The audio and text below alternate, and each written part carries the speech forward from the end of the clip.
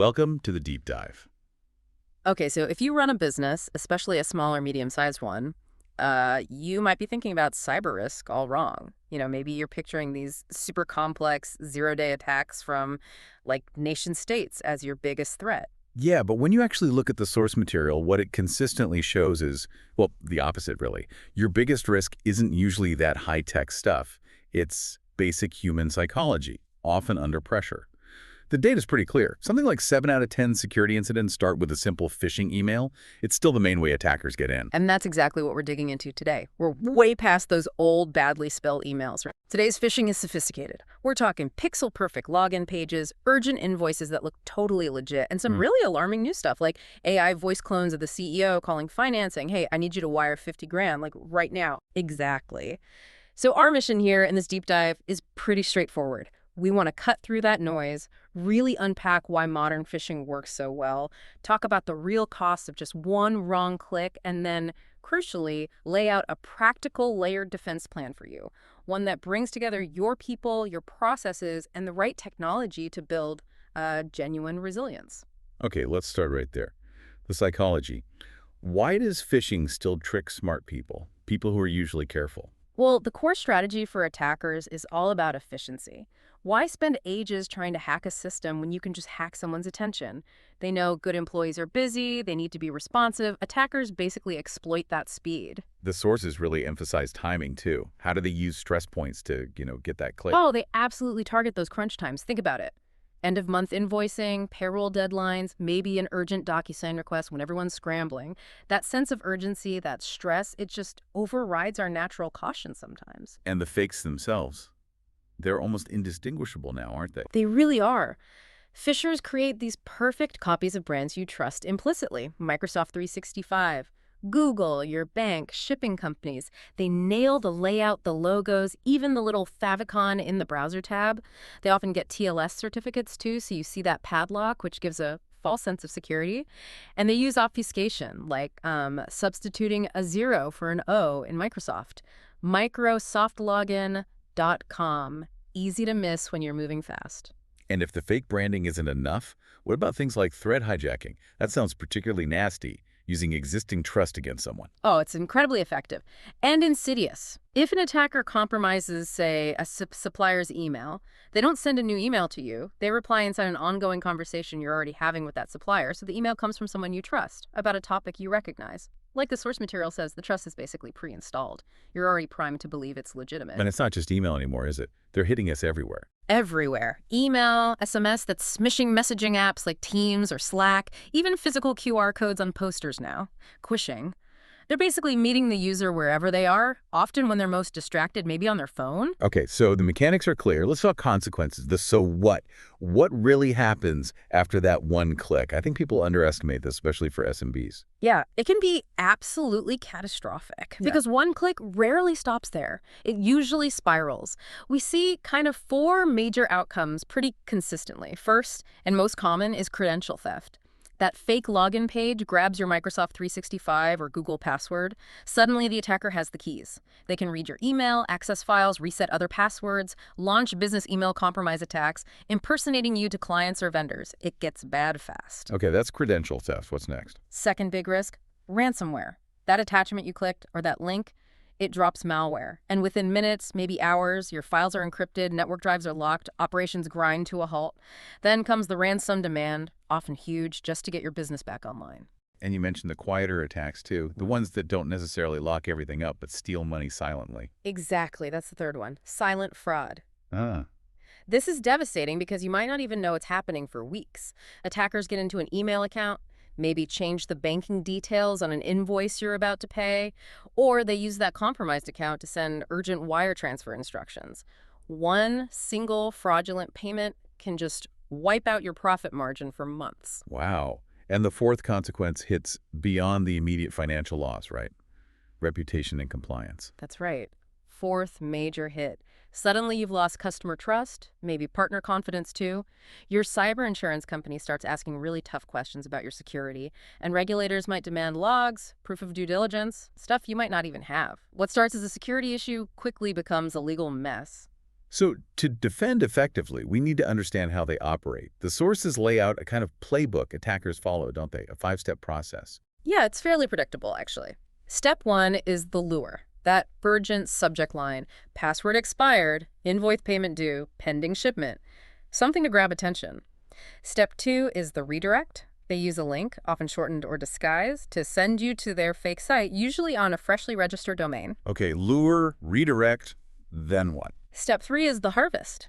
That's where you enter your username and password on the fake page, or maybe download and run a malicious file. Step 4 is the exploit. Now they use what they got.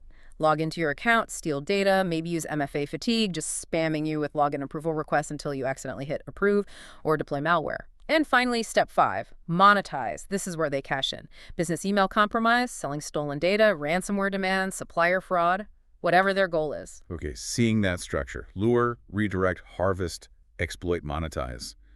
What's the big lesson for our defense strategy? The absolute key insight is this. You cannot train away every single click. You just can't. People make mistakes, especially under pressure. So your defense has to assume some clicks will happen. It needs layers designed to break that attack chain after the initial mistake. The goal isn't perfect prevention at the human layer. It's ensuring a click doesn't automatically lead to disaster. That really shifts the mindset, doesn't it? Away from trying to achieve impossible perfection towards building achievable resilience. Which brings us nicely to the defense plan. People, process, technology. Let's start with people. How do we train effectively? Right. The training needs to build habits, not just check a box. Forget the long, boring annual training. Sources really push for focused quarterly micro-training, like 10, 12 minutes, show real examples of lures people are actually seeing, and crucially, run monthly simulated phishing tests. But, and this is important, do it with a supportive tone. No naming and shaming. Use the results to see where the weaknesses are and tailor the next training session. It's about learning, not punishment. Is there one core habit we should focus on instilling? The simple rule of 3 is pretty powerful. Train everyone. Pause, preview, verify. Pause before clicking. Preview the link. Hover your mouse on desktop, long press on mobile, see where it really goes. And verify any unusual or urgent request through a second channel. Got an urgent email asking for a wire transfer. Pick up the phone and call the supposed sender on a known number, or use Teams. That second channel check kills most BEC attempts. Also, make it easy to report suspicious stuff. A simple report phish button in Outlook or a dedicated email address, and actually reward the first person who reports a new campaign. Make them feel like part of the solution. Okay, that's people. Moving on to pillar 2. Process. This sounds like building in safety checks, especially around money. Exactly. It's about creating friction where it matters most. Mandate 2-channel approval for all payments and any change to bank details. If a request comes via email, verify it via phone or Teams using a known contact, period. And have an explicit policy. No wire transfers based only on an email message or unexpected call. It must be verified through a separate established channel. This puts a hard stop on many impersonation tactics. What about other processes, like managing who has access to what? Basic hygiene, but critical. Access management needs discipline. When someone joins, give them only the access they need. When someone leaves, revoke their access that same day. Don't wait, and be ready for when something does happen. An incident checklist. Yeah, I like that idea. Simple, practical. Keep it super simple. 1 page. Tape it to desks or save it prominently, it needs to say. Who do you call first? What's the IT contact number? What information do they need right now? Usually that's a screenshot of the suspicious thing, the time it arrived, who sent it. You don't want people scrambling for info when they're stressed. Makes sense. Okay, finally, pillar 3. Technology. Blocking, containing, recovering. Where do we start with tech? Start at the front door. Blocking. Implement DNS filtering. This is huge. It stops users from even reaching known bad websites, phishing sites, malware domains before the page loads.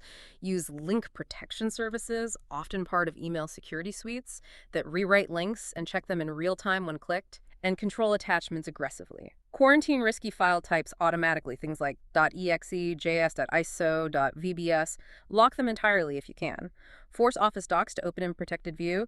Just blocking those file types cuts out a massive chunk of malware delivery. Okay, so we try to block it. But if something gets through, containment. How? This is where knowing who and what is on your network is key. Use identity-based Wi-Fi, like WPA2 Enterprise, not just a shared password. This lets you track activity by user and device. If someone's account is compromised, you can instantly kick that specific user and their devices off the network. Also, segment your network. Absolutely critical. Your guest Wi-Fi should be totally separate from your business network. Same for IoT devices, printers, cameras, thermostats. Keep them isolated. If the smart fish tank gets hacked, it shouldn't be able to talk to your server. Right, contain the blast radius. And the final tech piece, recovery. This is your safety net, and it needs to be strong. Multi-factor authentication, MFA. Enforce it everywhere. Microsoft 365, Google Workspace, VPN, any sensitive system. Use app-based MFA, not just SMS. And crucially, disable old insecure login methods like IMP and POP. Attackers love those because they often bypass MFA. Use conditional access policies too. If someone tries to log in from a new device or an unfamiliar location, prompt them for MFA again. Step-up authentication and backups. Robust, tested backups. Store them offline or immutable. Test your restore process at least quarterly. Don't just assume it works. Keep logs too. Sign-in logs, email logs for at least 90 days. You'll need them if an incident happens. That's a really solid framework. People, process, tech. Okay, for listeners feeling maybe a bit overwhelmed, let's boil it down. What are the quick wins, the things you can do, like this week? Yeah, there are definitely some high-impact things you can do quickly, like a 6-minute sprint. 1, turn on secure DNS, DOH, or DOT. You can often set this at your network router or even on individual machines. Takes minutes, blocks lots of bad stuff.